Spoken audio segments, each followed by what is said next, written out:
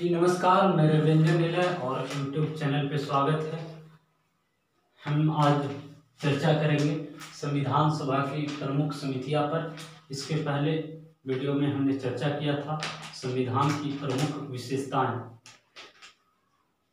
संविधान सभा जैसा कि जानते हैं गठन किया गया था संविधान निर्माण करने के लिए, और उस संविधान निर्माण करने के क्रम में बहुत सारी समितियां का गठन किया गया था।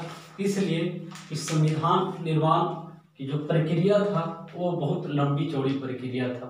सहूलियत हो और एक अच्छे ढंग से, अच्छे तरीका से एक अच्छे संविधान का निर्माण कर सके, इसीलिए एक कई प्रकार के समिति का गठन किया गया था, जिसमें सबसे पहले आता है। और उन समितियों में कुछ बड़े प्रकार की समिति थी तो कुछ छोटे प्रकार के। यहाँ पे जो मुख्य रूप से 8 बड़े प्रकार के जो समितियां थी, 8, उनका हम लोग चर्चा करेंगे।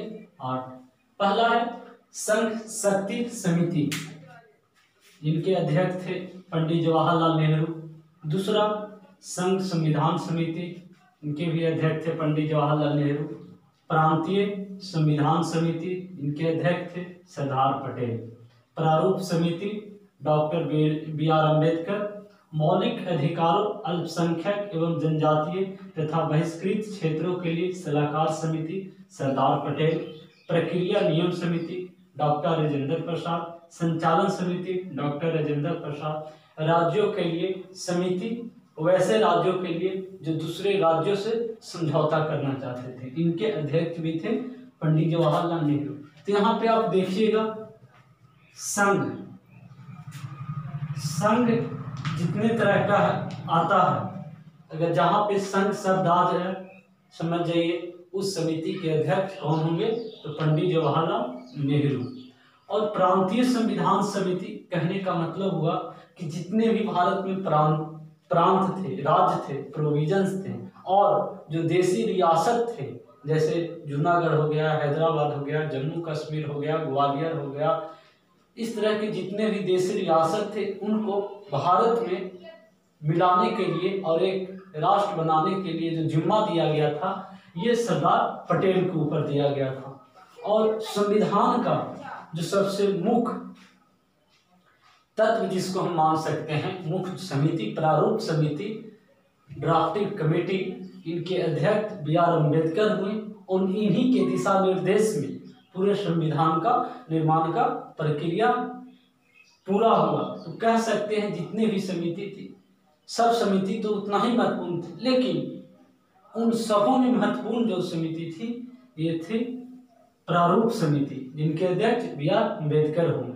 उसी तरह से आप देखेंगे कि मौलिक अधिकार, फंडामेंटल राइट, या अल्पसंख्यकों के लिए क्या अधिकार होना चाहिए, फिर जनजातीय संस्कृति, या जो बहिष्कृत क्षेत्र हैं जो भारत में नहीं मिलना चाह रहे हैं, उन क्षेत्रों के लिए एक सलाहकार समिति का गठन किया गया, और उस सलाहकार समिति की अध्यक्षता कर रहे थे सरदार पटेल। फिर प्रक्रिया नियम किस प्रकार से हम चलाएंगे, संविधान सभा को कैसे आगे बढ़ाएंगे, नियम कानून क्या होगा, मसौदा क्या होगा, इसके लिए डॉक्टर राजेंद्र प्रसाद को चुना गया। और फिर संचालन किस प्रकार से संचालित किया जाए, इनके भी अध्यक्ष डॉक्टर। देखो मूलतः 8 बड़े जो संविधान सभा की मुख्य समितियां थी वो है, लेकिन इसके अंतर्गत कुछ उप समितियां थी जो महत्वपूर्ण मुझे लगा, मैं आपको सामने बता देना चाहता हूँ। वो है मौलिक अधिकार उप समिति, जिनके अध्यक्ष जे बी कृपलानी हुए, और इसके आगे है अल्पसंख्यक उप समिति, जिनके अध्यक्ष हुए HC मुखर्जी। ये HC मुखर्जी वही है जो आगे चल के उपाध्यक्ष बनते हैं संविधान सभा के। आगे है उत्तर पूर्व सीमांत क्षेत्र, जिसे हम आज पूर्वोत्तर क्षेत्र बोलते हैं, और पूर्वोत्तर क्षेत्र के अंतर्गत आसाम को छोड़कर जो भी नागालैंड, मणिपुर, त्रिपुरा, जिसे 7 सिस्टर राज्य बोलते हैं, उनके लिए क्या नियम कानून, कैसी व्यवस्था होनी चाहिए, इनके लिए एक उप समिति बनाया गया था, वो गोपीनाथ बारदोई के अध्यक्षता में। और कुछ जो छोटी समितियां हैं, जैसे वित्त एवं कर्मचारी समिति जिनके अध्यक्ष डॉक्टर राजेंद्र बाबू हुए, सदन समिति डॉक्टर जिनके अध्यक्ष पटाभी सीतारमैया हुए, यही वही पटाभी सीतारमैया है जो आगे चलकर कांग्रेस का इतिहास लेखन का कार्य करते हैं। आगे है कार्य संचालन समिति, कन्हैया लाल मणिक लाल मुंशी, एक बहुत बड़े साहित्यकार भी हैं, हिंदी जगत के नामी गिरामी साहित्यकार। आगे है प्रेस दीर्घा समिति, उषा नाथ सेन। और इस प्रकार से हम देखेंगे संविधान सभा की जो मुख्य समितियां था, इसका आज हम लोगों ने जानकारी प्राप्त किया।